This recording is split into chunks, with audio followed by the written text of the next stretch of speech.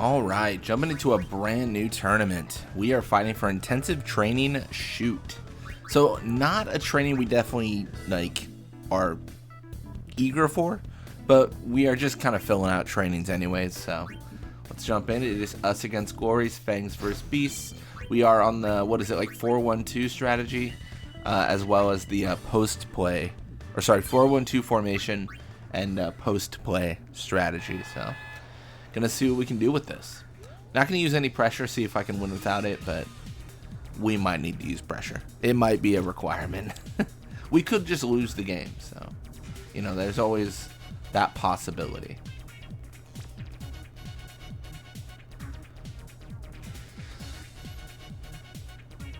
All right, and there it is. First goal, 1-2. Nice. I will take it. I'll take any good fortune I can muster.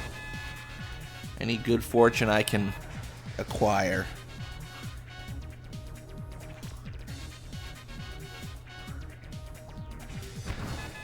And that's it. Should be a 2-1. Perfect. Good for us. A little bit closer than we thought, but I mean, that last goal was so last minute. Not really a threat per se. I mean, if that happened early on, I might get a little bit worried. Might be a little bit skittish.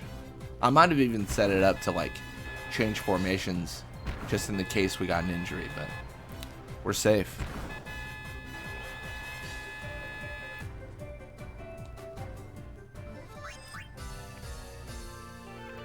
And we get to take on the Sykes, so this should be super easy. This is honestly one of the easiest matchups we have. This is simple. And then I'm probably gonna give it to probably Adda gets this training. I think that makes sense. I'm gonna tell myself that makes sense. Again, it doesn't really matter.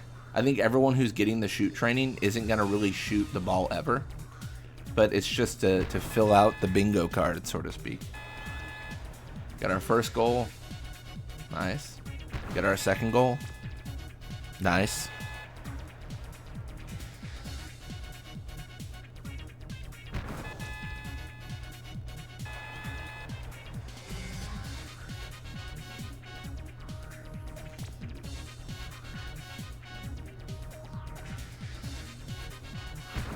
Cool. 4-0. Nice.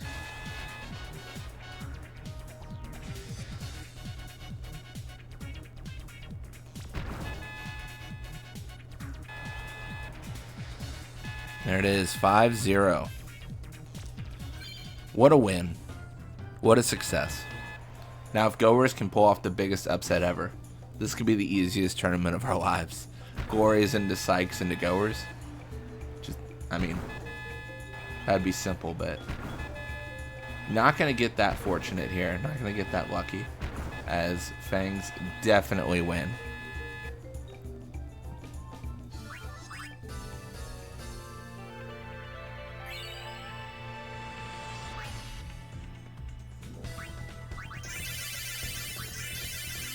Oh, we got to probably, I was going to say, we probably got to actually assign the training back to people. It's just a glitch. It happens every so often where the training drops off players because why wouldn't it? Why wouldn't there be a glitch? We're going to visual max pressure and believe that we can win. This is the Fangs. They've pushed us far before. And the question is, can they do it again? Will they do it again? They could. Maybe. Just maybe. Rin past Tats. Might be a setup for Mayu. Nice. Unfortunately, Mayu might be dropping the ball here. No, pass Tats. This feels bad. And it is bad as we get intercepted. Pass to Gazna. Rin intercepts. Nice. Might get hit here in the back by Gazna. Although, maybe not. Interesting. Mayu in pursuit of Urga. And Mayu connects. Mayu steals. Nice. If she just goes for a corkscrew, I'd be more than happy. That'd be superb. Alright, perfect. You gotta remember, Zamzi only has 38 catch, so attempts on goal are just so good. And then Tats just sends it right back. And Rin sends it right back. And, I mean, at a certain point, that's not Zamzi's fault. Honestly, that's BS. But in my favor, so it's completely legitimate now that it's to my favor. Quinn blocks, passes Solia. Nice.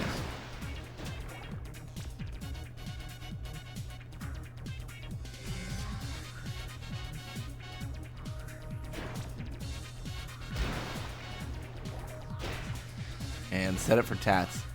I mentioned it in a previous video, but it's always so goofy when they set up the overhead volley. It really is. It just makes no sense. They're so far away, Tats and Mayu, so the ball goes like at the speed of light to the other side of the spear pool. It just looks so funny to me every time. Just doesn't make sense. It's like the animation goes as fast as it needs to get where it needs to go, regardless of like, this is kind of goofy.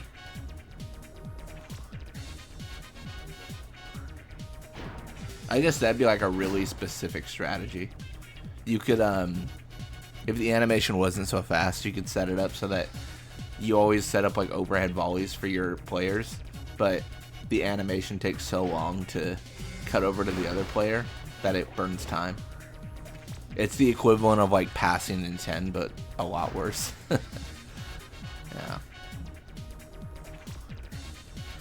Yeah, I mean, 10-2 is just a much faster paced, or at least it feels like a much faster paced version of Blitzball for sure. Things happen pretty quickly.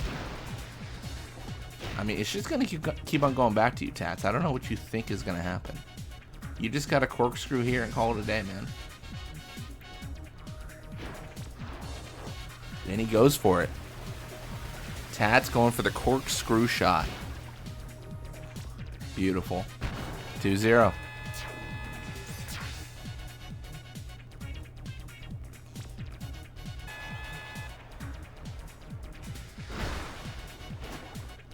Yeah, let me know if you guys want me to try any specific formations or play styles. If you do have an idea, please let me know like which position players will be in, as well as formation and play style, just so I can get it as accurate as you wish. I'm gonna probably do this same play style I did last week, this week, so 4-1-2 post play. Then after that, I'm not really sure. I don't know. I'll probably peruse comments and get an idea.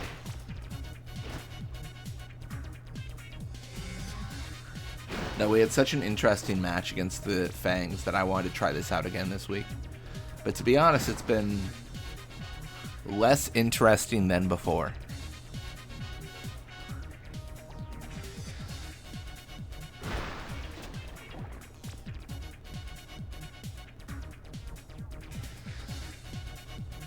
Ergo past Gazna.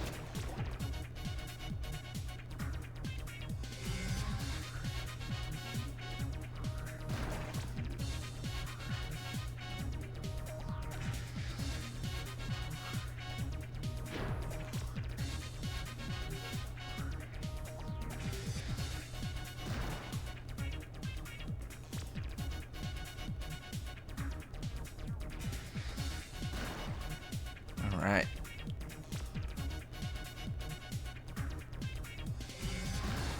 So much back and forth. This is not something the Fangs can kind of do. They need to score fast, and they're just not. I think this spells curtains for their hopes and dreams. I think Adda's going to get her prize. I mean, almost assuredly, there's 15 seconds left. What could possibly happen? I mean, maybe a goal, but not two. Oh, they get their one goal. They got 8 seconds to do the coolest thing ever.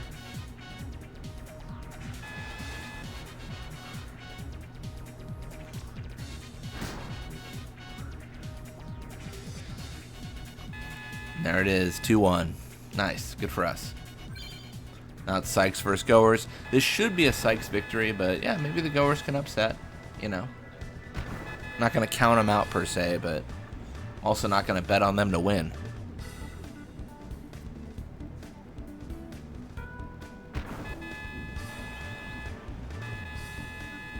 Nice. There it is.